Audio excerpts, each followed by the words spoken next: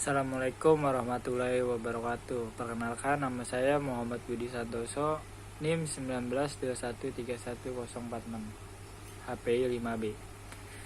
Di sini saya akan menjelaskan tentang hukum ayah menikahi anaknya dari hasil zina. Pertama-tama, pengertian nikah. Nikah adalah akad yang menghalalkan pergaulan dan membatasi hak dan kewajiban, serta tolong-menolong antara laki-laki dan perempuan yang bukan mahramnya. Sementara Said Akhis memaknai pernikahan sebagai sebuah cara Allah yang dipilih sebagai jalan manusia untuk beranak, berkembang biak, dan melestarikan kehidupannya. Pernikahan merupakan subhanallah yang umum dan berlaku kepada semua makhluknya, baik pada manusia, hewan, dan tumbuh-tumbuhan. Pernikahan adalah suatu cara yang dipilih oleh Allah Subhanahu wa Ta'ala sebagai jalan bagi makhluknya untuk berkembang biak dan melestarikan kehidupannya.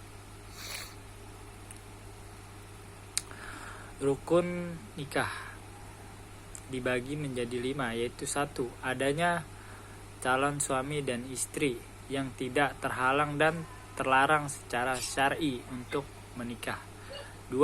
Adanya ijab, yaitu lafal yang diucapkan oleh wali atau yang mewakilinya.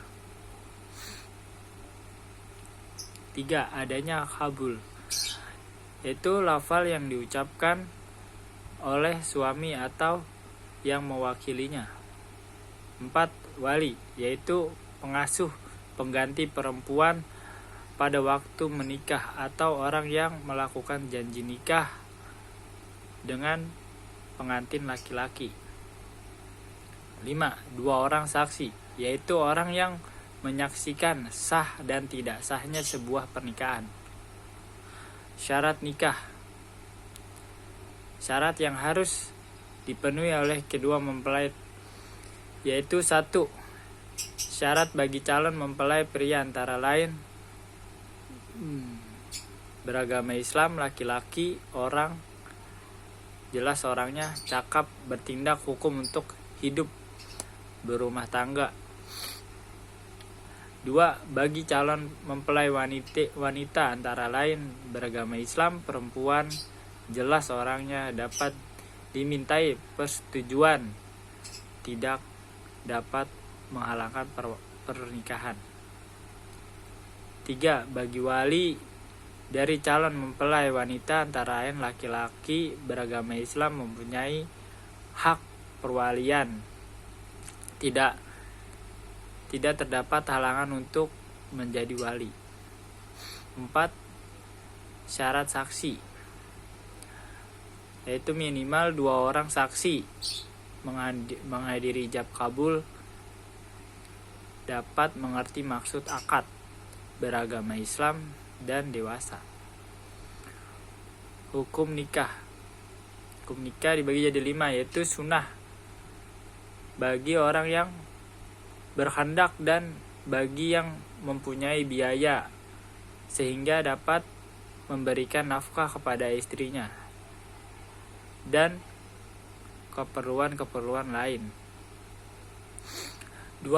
Wajib bagi orang yang mampu melaksanakan pernikahan dan kalau tidak menikah ia akan terjerumus dari perzinahan. 3. Makruh bagi orang yang tidak mampu untuk melaksanakan pernikahan karena tidak mampu memberikan belanja kepada istrinya. 4. Haram bagi orang yang ingin menikah dengan niat untuk menyakiti istrinya atau menyia-nyiakannya. Hukum ini terkena bagi orang yang tidak mampu memberikan belanja kepada istrinya, sedangkan nafsunya tidak mendesak. 5. Mubah bagi orang yang tidak terdesak oleh hal-hal yang mengharuskan segera nikah atau yang mengharamkannya. 2. Pengertian zina. Zina adalah hubungan kelamin antara laki-laki dengan perempuan tanpa adanya ikatan perkawinan yang sah dan dilakukan dengan sadar serta tanpa adanya unsur syubhat. Kata zina secara etimologi, zina berarti hubungan seksual antara seorang laki-laki dan seorang perempuan melalui vagina, bukan dalam akad pernikahan atau yang menyerupai akad. Zina juga dapat didefinisikan sebagai hubungan seksual antara laki-laki dan seorang perempuan yang tidak atau belum diikat oleh suatu pernikahan tanpa disertai unsur keraguan dalam hubungan seksual tersebut dan tidak ada hubungan pemilikan serta tuan dan hamba sahawa wanita. 3. Macam-macam zina.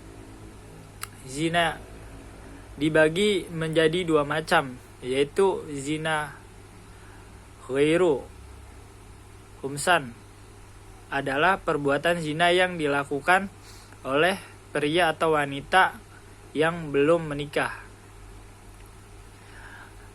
2. Zina muhsan ialah perbuatan zina yang dilakukan oleh pria atau wanita yang wajib menjaga kehormatan, artinya orang yang sudah berkeluarga.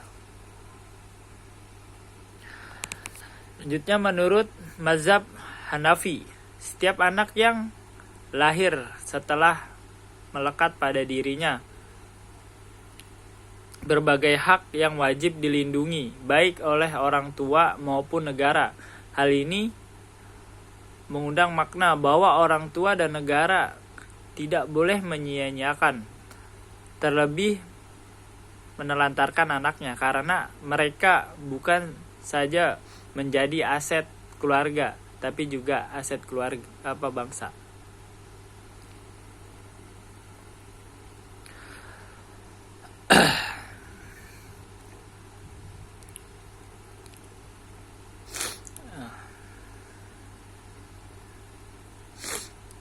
Terus selanjutnya, menurut mazhab Syafi'i, anak di luar nikah adalah anak yang lahir dari hasil hubungan kelamin di luar nikah yang menjadi bahasa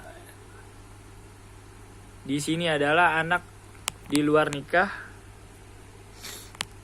yang dikatakan anak zina. Dalam hukum Islam, hubungan suami istri antara laki-laki dan perempuan yang tidak terikat tali pernikahan disebut zina, sehingga apabila akibat hubungan zina membuahi janin, maka setelah dilahirkan anak tersebut adalah anak di luar nikah, yaitu yang dalam masyarakat lebih dikenal dengan istilah anak zina.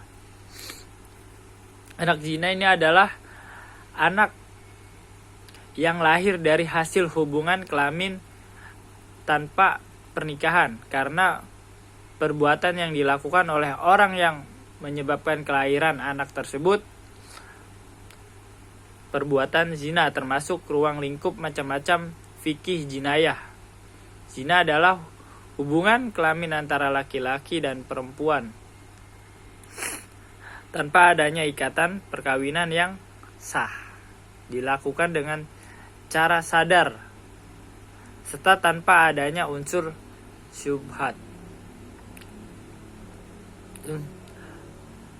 Menurut mazhab Hanafi, hukum ayah menikahi anaknya dari hasil zina adalah anak yang lahir dari hasil perzinahan memiliki hubungan nasab secara syar'i dengan ibu yang melahirkannya. namun anak tersebut menjadi mahram bagi ayah biologinya karena secara biologis adalah darah dari dagingnya. Untuk itu anak yang dilahirkan dari hasil perzinahan, menjadi mahram, bahkan berkewajiban untuk menafkahinya dan saling mewarisi.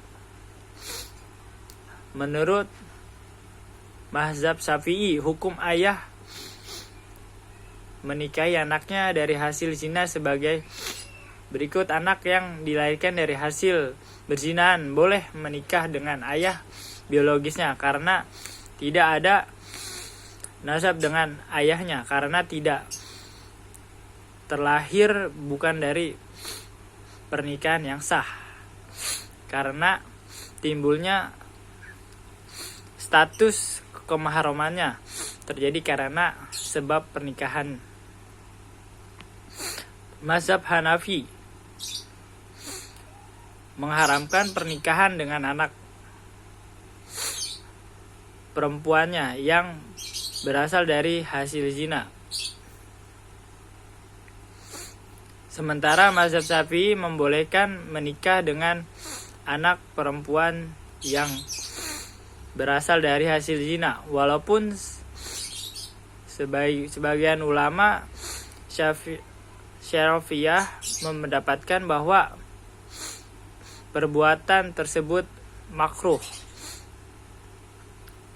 Persamaan pendapat antara keduanya adalah masalah perkawinan.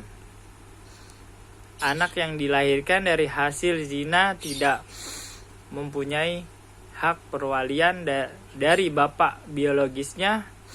Bapak biologis tidak berhak menjadi wali baginya karena telah terputus nasab syar'i di antara keduanya yang menjadi syarat ditetapkannya hak perkawinannya. Sekian dari saya. Assalamualaikum warahmatullahi wabarakatuh.